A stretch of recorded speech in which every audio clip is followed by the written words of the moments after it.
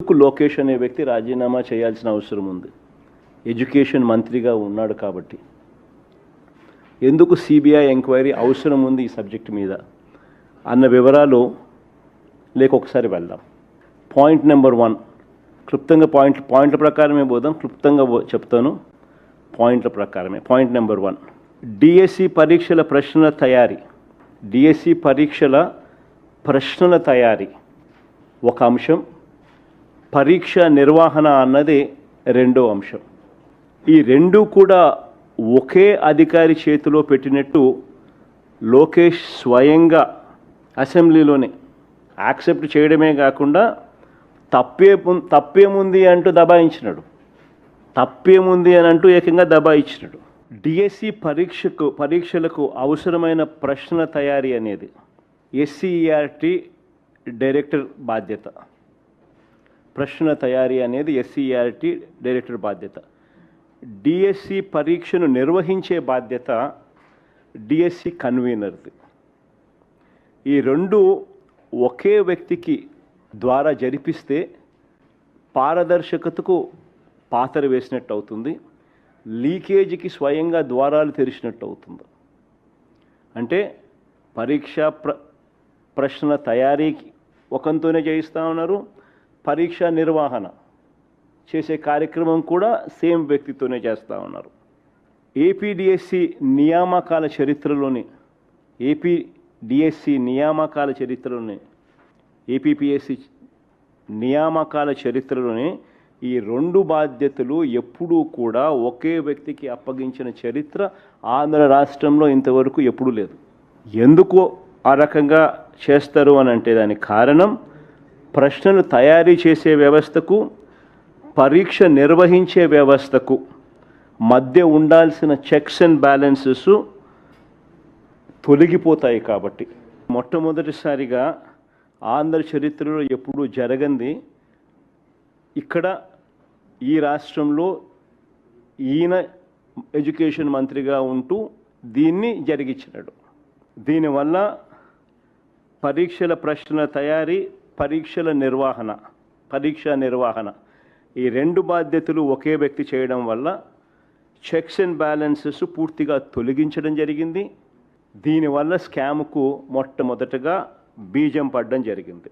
అందుకే CBI enquiry అన్నది అడగడం జరుగుతూ ఉంది. ఒకే వ్యక్తి చేతిలో ఈ బాధ్యతలు ఎందుకు పెట్టారు, ఇలా చేసినందువలన చెక్స్ అండ్ బ్యాలెన్సెస్ లేకుండా పోయి లీకేజీకు ద్వారాలు తెరిచినారు కాబట్టి.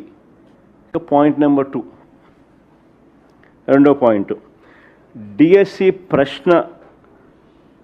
ప్రశ్న పత్రాలు తయారు చేసే విభాగంలో ఉన్న అవుట్సోర్సింగ్ ఉద్యోగి నవీన్కు ఫస్ట్ ర్యాంక్ రావడం వాస్తవమేనని అసెంబ్లీ సాక్షిగా మరోసారి తండ్రి కొడుకులు ఇద్దరు ఒప్పుకున్నారు. ఒకసారి ప్లే చేయండి అమ్మా ఒకసారి. ఫస్ట్ మెరిట్ లిస్ట్ చూపించండి. ఫస్ట్ ఇది నవీన్కు ఫస్ట్ ర్యాంక్ వచ్చిన నవీన్కు సంబంధించిన మెరిట్ లిస్టు. నెంబర్ 1 ర్యాంక్లో నవీన్ అక్కడ కనిపిస్తున్నారు చూడండి, ఫస్ట్ ర్యాంకు. ఇదే నవీన్కు మళ్ళీ మెరిట్ లిస్ట్ మార్చేసి నవీన్ పేరు తీసేసిన సెకండ్ మెరిట్ లిస్ట్ ఒకసారి చూపించండి. నవీన్ పేరు తీసేసిన సెకండ్ మెరిట్ లిస్ట్ పబ్లిష్ చేసినారు. ఫస్ట్ మెరిట్ లిస్ట్లో నవీన్ పేరు ఉంటుంది. వెంటనే నవీన్ తప్పించే కార్యక్రమం చేసి నవీన్ పేరు తీసేసి నవీన్ పేరు లేకుండా సెకండ్ మెరిట్ లిస్ట్ రిలీజ్ చేసినారు. అబ్బా కొడుకులు ఇద్దరు కూడా తనకు ఫస్ట్ ర్యాంక్ వచ్చిందని అసెంబ్లీ సాక్షిగా ఇద్దరు ఒప్పుకున్నారు. ఆయన ఫస్ట్ ర్యాంక్ వచ్చిందని ఇద్దరు అసెంబ్లీ సాక్షిగా ఇద్దరు ఒప్పుకున్నారు కూడా. మరి నేను అడుగుతాను, మన ఫస్ట్ ర్యాంక్ వచ్చిన ఈ నవీన్కు ఉద్యోగం ఎందుకు ఇవ్వలేదు? ఫస్ట్ మెరిట్ లిస్ట్లో నవీన్ పేరు ఉంది, ఆ తర్వాత మళ్ళీ దీన్ని మార్చి నవీన్ పేరు తీసేసి సెకండ్ మెరిట్ లిస్ట్లో నవీన్ పేరు లేకుండా సెకండ్ మెరిట్ లిస్ట్ ఎందుకు రిలీజ్ చేసినారు? చంద్రబాబు నాయుడు గారు ఆయన కొడుకు ఏమంటారు? అబ్బా కొడుకులు ఇద్దరు నవీన్కి ఎందుకు ఉద్యోగం ఇవ్వలేదు అని అంటే ఏమంటారు? సర్టిఫికెట్ల వెరిఫికేషన్కు నవీన్ రాలేదు కాబట్టి ఉద్యోగం ఇవ్వలేదట. అదే కదా విన్నారు మీరు ఎంతగా. ఆ? అదే కదా మీరు అంతా విన్నారు కూడా. సర్టిఫికెట్ల వెరిఫికేషన్కు రాకపోతే ఎవరికైనా ఉద్యోగం ఎట్టిస్తాము, రాలేదు కాబట్టి ఇలేదంట. మరి ఇదే వాస్తవం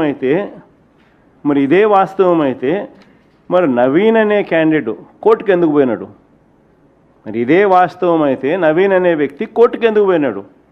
నవీన్ అనే వ్యక్తి కోర్టుకు పోయి క్యాండిడేట్ నవీన్ ఐడిని తన ఐడిని బ్లాక్ చేశారని, కాల్ లెటర్ తనకు పంపలేదని కోర్టుకు పోయినాడు.